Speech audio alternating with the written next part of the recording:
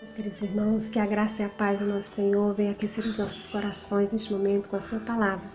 O tema dessa mensagem é: o que tu tens nas mãos?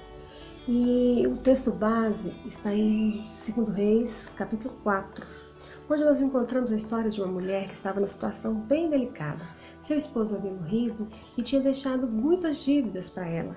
Nós lembramos que naquela época não tinha previdência social, ela não tinha nenhuma pensão e ela dependeria de cuidados de outra pessoa para sobreviver.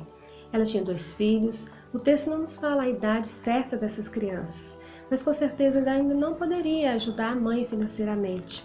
E certo dia veio o credor para cobrar a dívida e, como ela não tinha dinheiro para pagar, eles disseram que levaria seus filhos como escravos. Eu imagino, irmãos, a aflição desta mulher.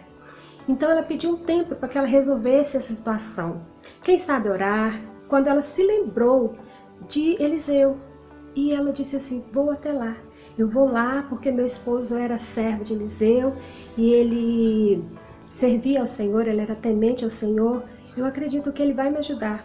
Nós vemos na palavra do Senhor que Eliseu foi o sucessor do profeta Elias e fez muitos milagres para a glória do Senhor. Então ela tomou essa decisão e eu acredito que nesse momento ela demonstrou uma fé. Ela sabia que ela poderia procurar a pessoa certa. E ela chegando ali, ela disse para Eliseu: meu marido era teu servo e o credor veio buscar meus filhos. Eu preciso da sua ajuda. Eu preciso que você me ajude a resolver este problema. E Eliseu perguntou para ela: o que tens em casa? O que eu trocaria também por? O que tem nas mãos? E ela disse: meu senhor, eu não tenho nada, a não ser uma botija de azeite.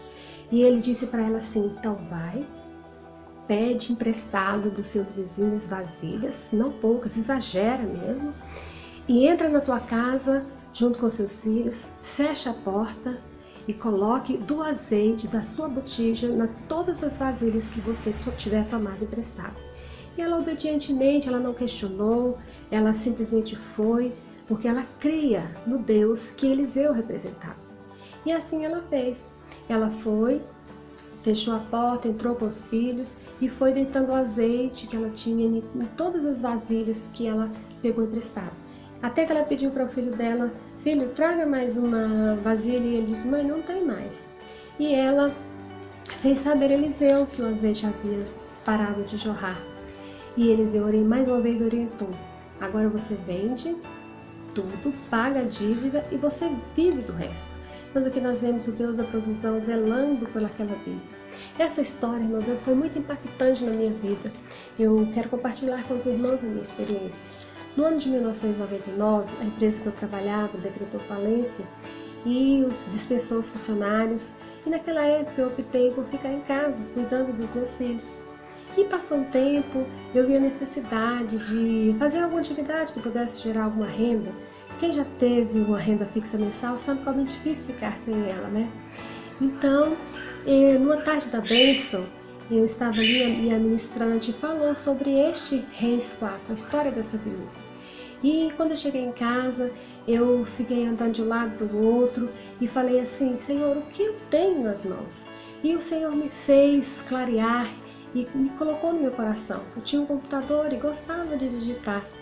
Então eu comecei coloquei uma plaquinha de digita esse trabalho escolar e comecei a trabalhar nesse ramo. Depois eu comecei a tirar xerox, sempre contando com o apoio do meu esposo. Então, assim, o Senhor me abençoou abundantemente, o Senhor me abençoou de uma forma extraordinária. E eu trabalhei nessa atividade até 2011, quando o Senhor, pela sua graça e misericórdia, permitiu que eu passasse no concurso público da Prefeitura Municipal. Então, assim, eu pude ver o cuidado do Senhor, a graça do Senhor na minha vida. E ainda com essa experiência, irmão, certo dia eu fui convidada para ministrar a palavra do Senhor em uma igreja. E eu falei desse Reis 4 e compartilhei também a minha experiência daquilo que o Senhor fez em minha vida. E naquela tarde, tinha um irmão que estava ali, estava desempregado, e ele tinha apenas o dinheiro para comprar uma caixa de balinha. E ele creu, ele tomou posse daquela palavra. E ele vendeu essa caixa de balinha, com o lucro ele foi comprando mais. E logo ele estava com uma banca de doces ali em frente ao colégio aqui de Anápolis. E eu louvei ao Senhor, porque Deus é um Deus que tem cuidado dos seus. Irmãos, e eu fico pensando assim, o que nós temos nas mãos? O que eu tenho nas mãos? Que milagre eu preciso do Senhor? É na minha área financeira? É na minha área espiritual? É na minha área emocional? Aonde é que eu preciso do milagre do Senhor?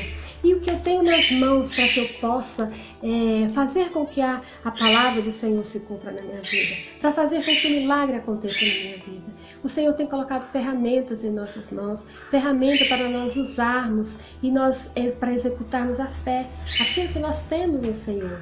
Então, mas eu penso assim, como é o zelo do Senhor para aqueles que o amam. E nós devemos tomar posse sempre da bênção, sempre das promessas que o Senhor tem para nós. Nós vamos para a aplicação prática dessa mensagem.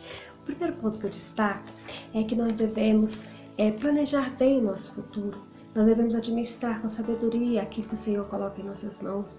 Porque nós não vivemos situações difíceis, como foi dessa viúva, em que o esposo dela não geriu bem a sua vida financeira, deixando ela em situação difícil, situação delicada. Nós devemos planejar, pensar, como é que eu quero passar a minha velhice? Como é que eu quero estar aqui daqui a 5 anos? Sempre na dependência e na graça, na orientação do Senhor, nós devemos colocar os nossos projetos e sonhos nas mãos do Senhor. Outro ponto que eu destaco é que nós devemos procurar ajuda à pessoa certa, a pessoa que irá nos ajudar, aquela que vai sentir a nossa dor, aquela que vai orar conosco, aquela que vai estar ao nosso lado. E jamais pessoas que não agregam nada em nossas vidas, jamais pessoas que não temem ao Senhor, que não têm o mesmo objetivo nosso para adorar o nosso Deus. Outro ponto que eu destaco é que nós devemos ter fé e obediência ao Senhor, que por mais difícil que esteja a situação, Deus tem o controle de tudo. Então, essas verdades que nós aprendemos com essa palavra, que ela possa chegar no coração, nossos corações, que nós possamos meditar e possamos usar o que Deus tem colocado em nossas mãos. Todos nós temos ferramentas em nossas mãos, todos nós temos algo a oferecer. Basta que a gente coloque o nosso coração, nossos projetos, nossos sonhos. E aquele que não tem sonho, possa falar: Senhor, me dê projetos. Senhor, entra na minha mente, me faça sentir os desejos do seu coração. Porque Deus tem prazer em abençoar o seu povo. Deus tem prazer em abençoar aqueles que têm buscado a Ele. Então essas lições foram muito boas para mim e eu espero que tenha alcançado o seu coração também. Que o Senhor complete a boa obra na sua vida, que Ele possa falar mais claro, que o seu coração venha ter paz, que o seu coração venha ter a certeza dos milagres do Senhor, que nós possamos tomar posse daquilo que Ele tem para nós. Que o Senhor possa te abençoar de uma forma extraordinária, que essa palavra possa surtir efeitos e que você possa sentir o cuidado do Senhor e que tudo que te vier às mãos faça para que o Senhor possa usar na sua vida aquilo que você tem nas mãos. Que a graça e a paz do Senhor possam ficar em seu coração. Amém?